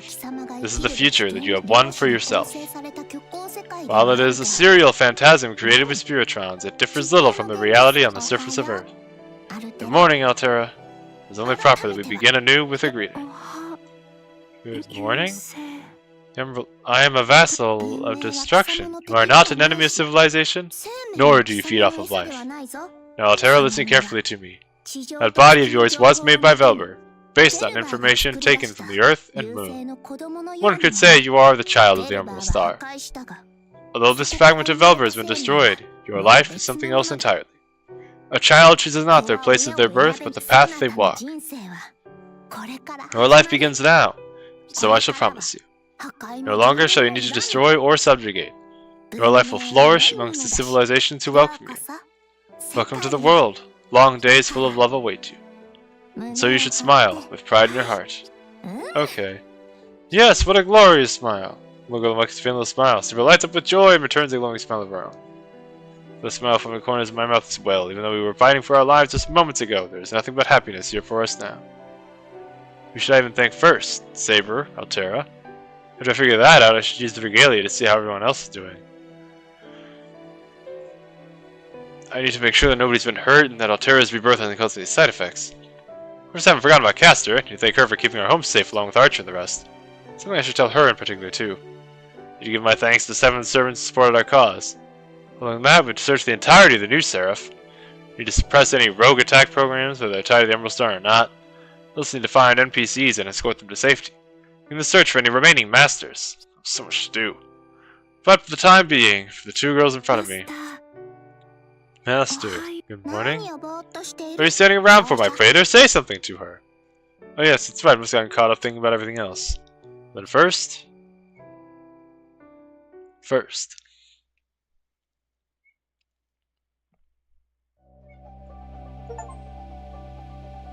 To the new world. And that is the ending of the final story. That is the ending of Fate Extella's plot. Archimedes finally defeated.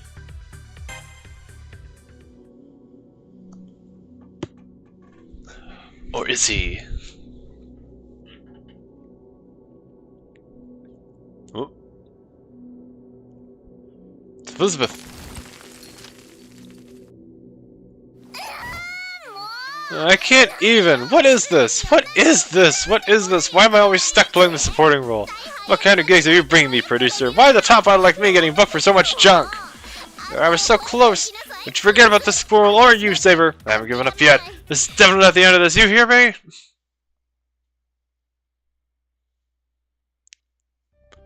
It was absolutely the end of this. Now, there is a sequel to Fate Extella. That does indeed exist. And I will get to it soonish, eventually. Let me tell you the story of what happened afterwards. A certain sort of peace has come over the land, at least over the parts that we know of, since the new Seraph is growing bigger and bigger every day. The Roman Empire on Seraph, the area under Saber's control, is almost fully reconstructed. After the invaders from the Zero Dark all disappeared, a certain change occurred in Seraph.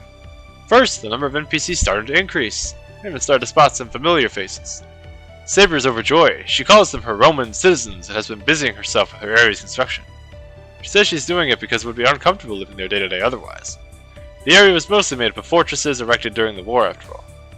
I can tell Saber is happy as she speaks boisterously about the glory and extravagance that can only be achieved through the efforts of our citizens. Additionally, it's not just NPCs have increased in number. Surprisingly, we started to see more and more humans in all the territories. Yes, humans. Saber doesn't really see the difference between them, and neither do I, but Cassie looked pretty surprised when she told me the news. Of course, many of the people who come to Seraph are Spiritron hackers who become wizards. But not everyone is one. For some reason, there seems to be a fairly large amount of non-wizards too. Saber thinks that they're immigrants who moved to the moon, as the environment on Earth is too harsh for them. Of course, the Roman gates of Seraph are wide open. Saber loves to welcome people who have chosen to live in the serial phantasm world. No surprise, her noble phantasm is a glorious golden theater, just waiting for applause. She keeps her door open for any audience who comes to share in the joy of the world.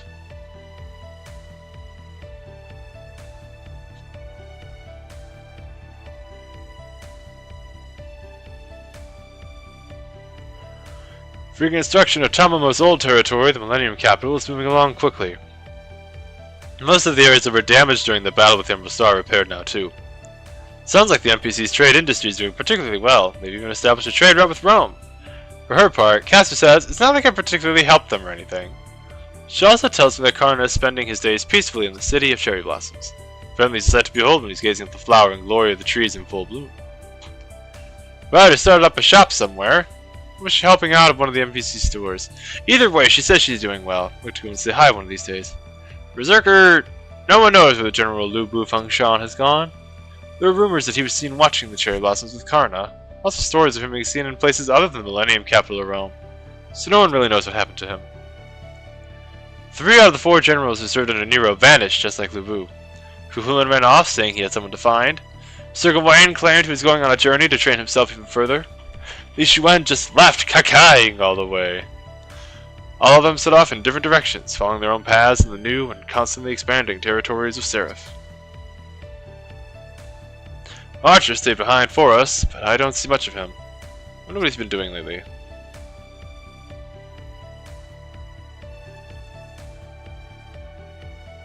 And the servants who lent Altera their power? The top servants who stayed by her side for various reasons, even though the Moon Cell summoned them to fight her. We know the King of Conquerors fell in battle, but we haven't seen any sign of the other 2. Did they disappear? Did they leave Seraph and return to the Throne of Heroes? No one seems to know for sure. My personal opinion, it's hard to think that that golden heroic spirit would have given up and left so easily. You need to see him being dragged into some unbelievable plot in some unbelievable place, gut laughing the whole time.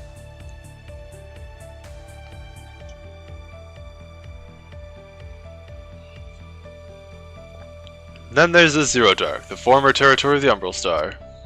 The unknown darkness that once blanketed the territory has started to vanish piece by piece. It's an automatic function of the Moon Cell running its course. Now it's confirmed the Arc of the Stars has been completely destroyed. No one goes there now. No servants, NPCs, or humans. Even all the Umbral enemies have disappeared following the cessation of their functions. I don't think anyone will ever enter the Zero Dark again. No, never again.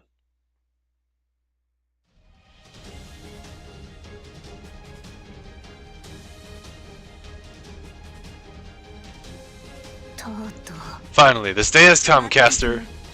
I knew it would come to this someday. We'll never see eye to eye, there's no other way. Strange that we can only agree that we can never agree. I agree. There are 2 of us, but only one of our beloved traitor. Perhaps this fate was unavoidable from the moment they merged into one. How did it come to this? I try to think of something to say, some way to calm them down like the ladies they are. Seraph has finally regained peace. It's never even been this peaceful before, so it's wrong to fight like this. Told them over and over they are both my irreplaceable servants, but it looks like they can't even hear me right now. They're already spoiling for a fight. No one to stop them. Anyone who could stop them in the first place is left on a journey of their own. This is awful. Can I really not do anything other than watch? The scene unfolding in front of me is truly the beginning of the end. It's the day of reckoning. It's the day of destiny. 2 of the world's strongest, classiest ladies sinking down to a mudslinging contest. Do not interfere, my praetor. This is for your sake as well. So I shall give it my all. Feast your eyes upon my talents. Hear the thundering applause. The glory of the Imperium stands before you. Behold the sight of luscious fruits. Feast your eyes upon the golden dinner table. I will not allow. I will unleash my noble phantasm, Danjiro of fruit Kyoto cooking. What the fuck?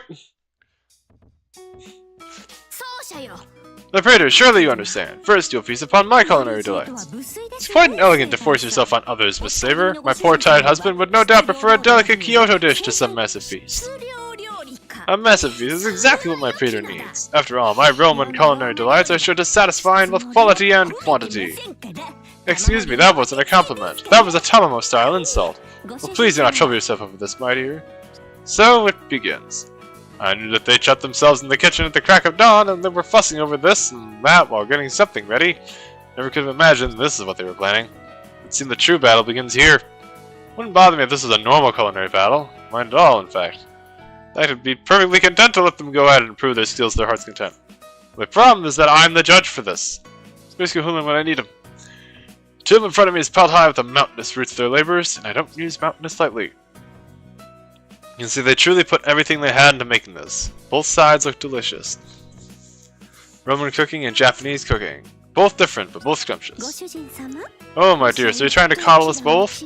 Both different, but both scrumptious, is it? Beautiful words indeed, I accept your praise. Miss Saber, don't let your face wilt with such an unseemly smile. Even you shouldn't fall for flattery that easily. I didn't come this far to have it end in a draw. It's time to settle who's the perfect wife, the main servant. So here and now it ends. Do not misunderstand me, Castor. I was only expressing my thanks for my praetor's words. Of course I have no intention of abandoning this fight.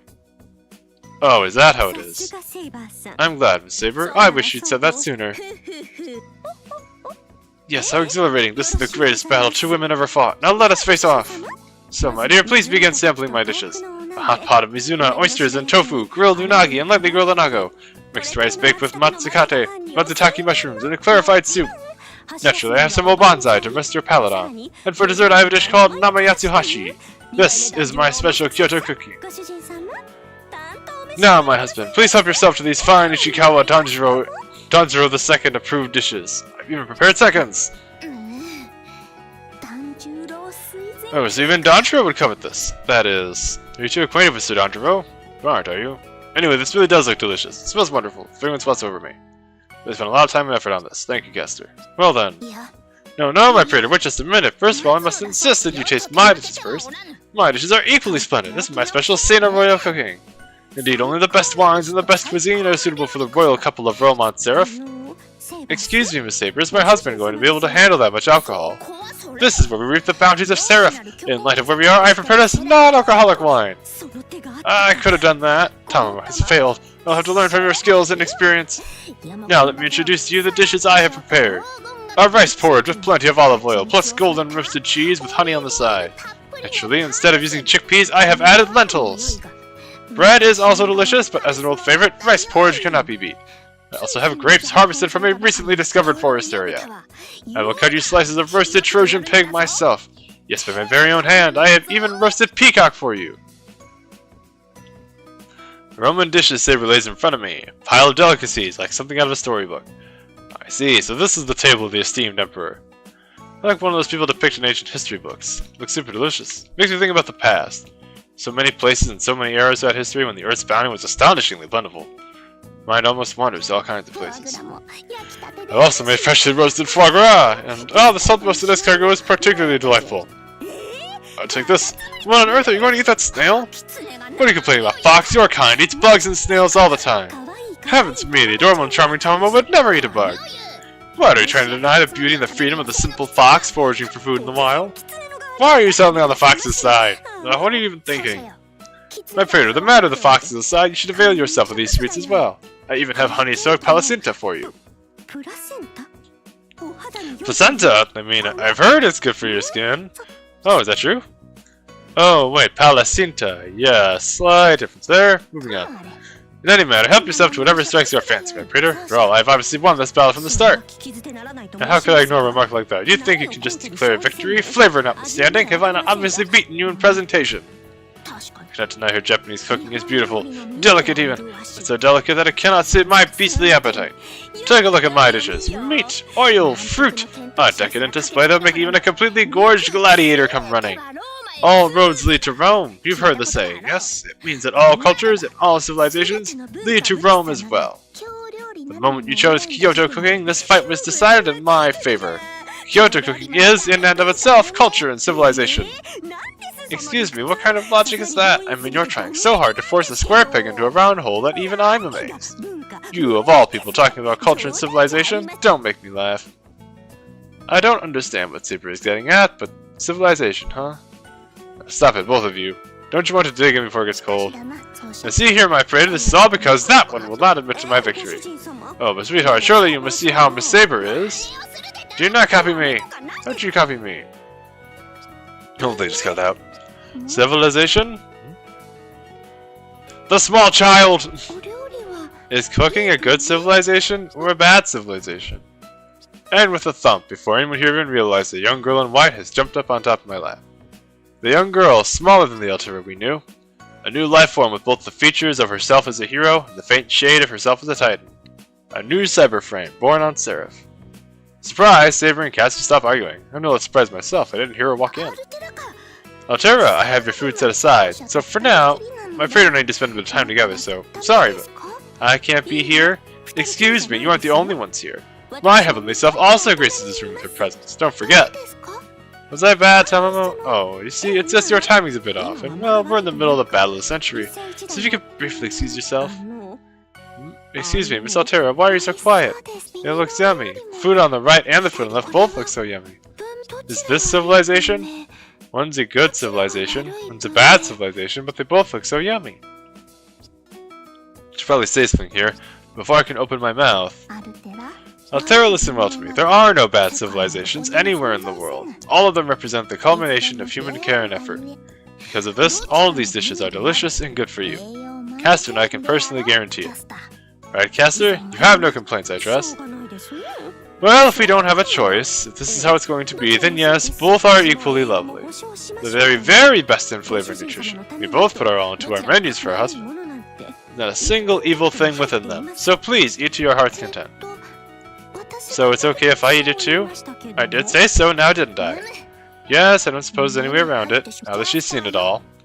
Caster, it seems we'll have to call this match a draw after all. Perhaps we have both lost in a sense. Can I proudly call myself the Roman Emperor while withholding food from a hungry, innocent little girl? That would be cruel even by Fox standards. What exactly is that supposed to mean? Never mind, don't answer that. And with that, the epic battle draws to a close. It's fine, I've been kept waiting for so long and I'm hungry too. Besides, there's no way I could finish this huge pile of food all by myself. Of course, since the four of us here in the same room, I'm not sure we'll all get along perfectly, though I do wish we could. At any rate, I think the best plan is for everyone to enjoy this wonderful banquet. Okay, I'm gonna eat now. Yes, let us partake of the feast.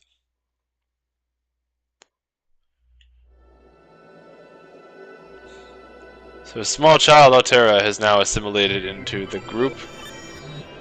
Oh look, he's not dead! Velbur 2, confirmed to be completely destroyed. So the quantum time lock has already occurred. A truly disappointing ending. We cannot go back and fix things beyond this point. Human civilization, the tenacity of the gods, and the functions of the moon. To think they would call in a miracle with the Umbral Star's own power. Even though you humans are still defective creatures, I can't accept that result. This is your victory.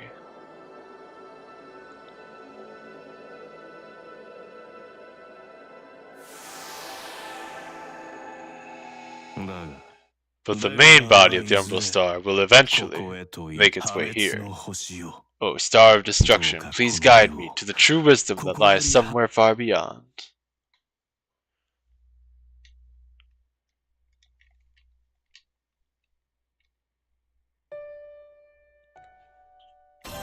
And with that, we have completed the story modes! We've unlocked Elizabeth and Archimedes as well.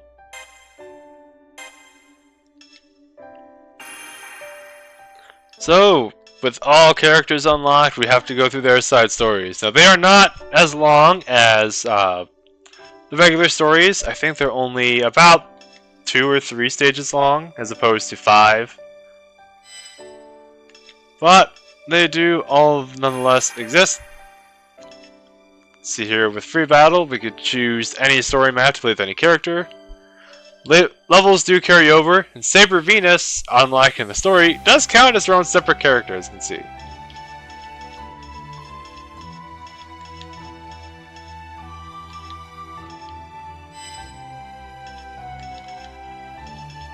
With all that being said, though, we'll get started on those guys next week. I appreciate you all being here and seeing this. Tomorrow on Saturday, Final Fantasy XI. Old MMO. I think it has some redeeming qualities to it. I think it's still fine. You'll see. You'll see. I think it's fine enough, but it's got some hiccups. Just from its age. With that, we'll get into all that tomorrow. With that, I hope to see you again next time, and I hope you enjoy the rest of your day.